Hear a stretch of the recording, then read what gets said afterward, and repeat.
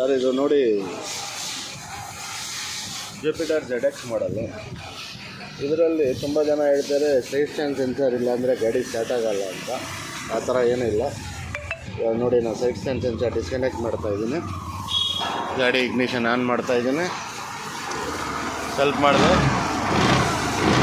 ಗಾಡಿ ಸ್ಟಾರ್ಟ್ ಆಗೋಯ್ತು.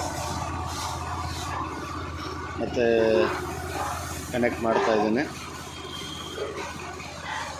ಇವಾಗ ನೋಡಿ ಸೈಡ್ ಸ್ಟ್ಯಾಂಡ್ ಹಾಕ್ತೀನಿ,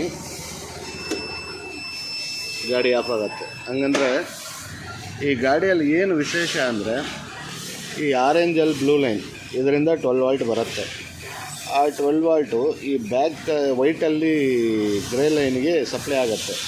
ಸಪ್ಲೈ ಆದರೆ ಮಾತ್ರ ECMಗೂ ಮತ್ತು ಬಜರ್ಗೂ ಒಂದು ಸಿಗ್ನಲ್ ಹೋಗುತ್ತೆ. ಬಜರ್ ಬಡ್ಕೊಳ್ಳುತ್ತೆ, ECMಗೆ ಒಂದು ಸಿಗ್ನಲ್ ಹೋಗಿ ಇಲ್ಲಿಂದ 12 ವೋಲ್ಟ್ ಸಿಗ್ನಲ್ ಹೋಗಿದ ತಕ್ಷಣ ಸೈಡ್ ಸ್ಟ್ಯಾಂಡ್ ಹಾಕಿದೆ, ಆದ್ದರಿಂದ ಗಾಡಿ ಯಾವುದೇ ಕಾರಣಕ್ಕೂ ಸ್ಟಾರ್ಟ್ ಆಗಬಾರ್ದು ಅಂತ ECMಗೆ ಸಿಗ್ನಲ್ ತೋರಿಸುತ್ತೆ. ಆ ಟೈಮಲ್ಲಿ ಆ ಥರ ಸಾಕೆಟಲ್ಲಿ ಕನೆಕ್ಷನ್ ಇದ್ದು ಇದು ಫಿಟ್ಟಿಂಗ್ ಆಗಿದ್ದರೆ ಮಾತ್ರ, ಇಲ್ಲ ಇದೇನೋ ಆಫ್ ಲೂಸ್ ಕಾಂಟ್ಯಾಕ್ಟಲ್ಲಿ ಇದ್ದು ಆ ಥರ ಇದ್ದರೆ ಮಾತ್ರ ನಿಮಗೆ ಗಾಡಿ ಸ್ಟಾರ್ಟ್ ಆಗೋಲ್ಲ.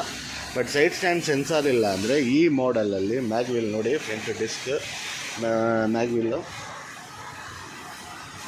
ಮತ್ತು ಈ ಗಾಡಿ ಬಂದ್ಬಿಟ್ಟು AAA ಮಾಡಲ್. ಹಂಗಂದರೆ ಗಾಡಿ ಐಸ್ ಮಾಡ್ತಾರೆ, ಸ್ಪ್ಲೆಂಡರಲ್ಲಿ ಬರ್ತಲ್ಲ ಆ ಥರ ಐಸ್ ಮಾಡಿಟ್ಟು ಗಾಡಿ ಸ್ವಲ್ಪ ಹೊತ್ತು ಬ್ರೇಕಲ್ಲಿ ಹಿಡ್ಕೊಂಡು ಎಕ್ಸ್ಲೇಟರ್ ಕೊಟ್ಟರೆ ಸ್ಟಾರ್ಟ್ ಆಗುತ್ತೆ. ಆ ಥರ ಮಾಡಲ್ ಇದು.